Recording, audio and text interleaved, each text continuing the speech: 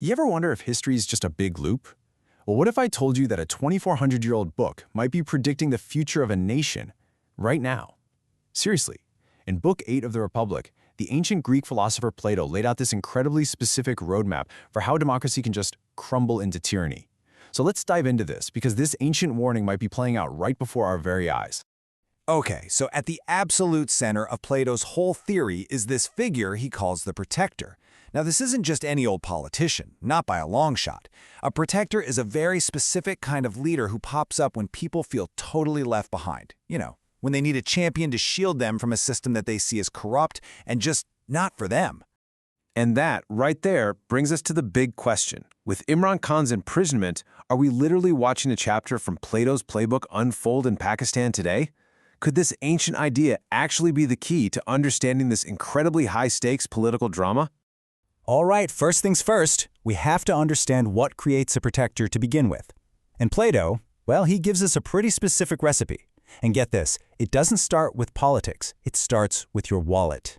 He basically said that when a society splits into two, you have the city of the rich on one side and the city of the poor on the other. That's when the ground gets really fertile for a popular champion to rise up. This kind of massive inequality creates so much resentment and this feeling that the whole system is just rigged. And here's where it gets a little scary, how closely Pakistan's situation seems to mirror Plato's warning. The country's poverty rate has shot up to nearly 40%. I mean, that is a huge chunk of the population feeling that economic squeeze every single day. And this is how those big, abstract numbers actually feel in real life. An 85% jump in the price of tomatoes in Lahore, that's not just a statistic, you know? That's a real burden on a family trying to put food on the table. When people can't afford the basics, their faith in the system just starts to evaporate. So here's the crucial link. This widespread economic pain is exactly when people stop looking to institutions for answers.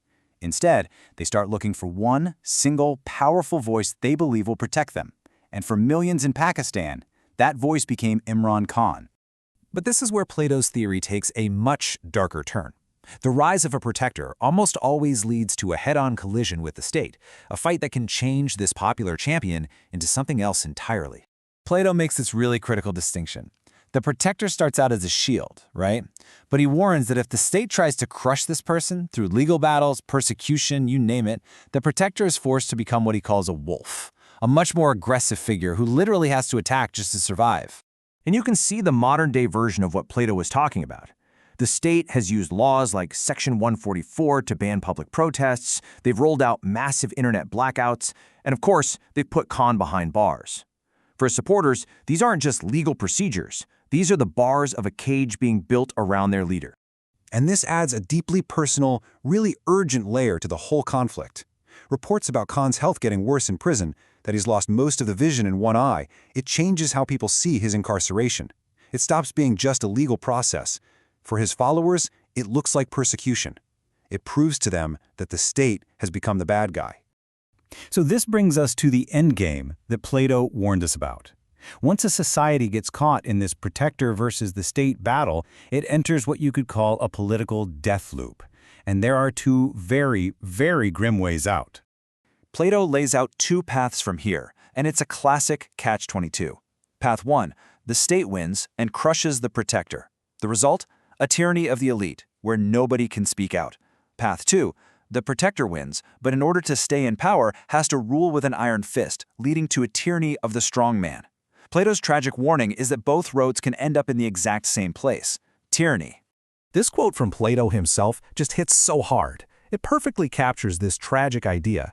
He's basically saying that when a society gets so polarized, so divided into us versus them, the very freedoms everyone is fighting for just get burned away in the process, leading, one way or another, to some form of control. So when you look at the protests, the economic pain, the political gridlock, it really does feel like Pakistan is standing at the exact crossroads Plato described over 2,000 years ago. The nation is facing a massive choice about what comes next. And that's really the heart of the standoff, isn't it? On one side, the state believes it can jail an idea. On the other, the people believe one man can save a broken system. If we look at it through Plato's eyes, both of them might be dangerously wrong. And that leaves us with the ultimate question. Is this protector figure the one person who can save the republic from collapse? Or is his very existence the final symptom of it? Plato laid out the warning. The last chapter? Well, that has yet to be written.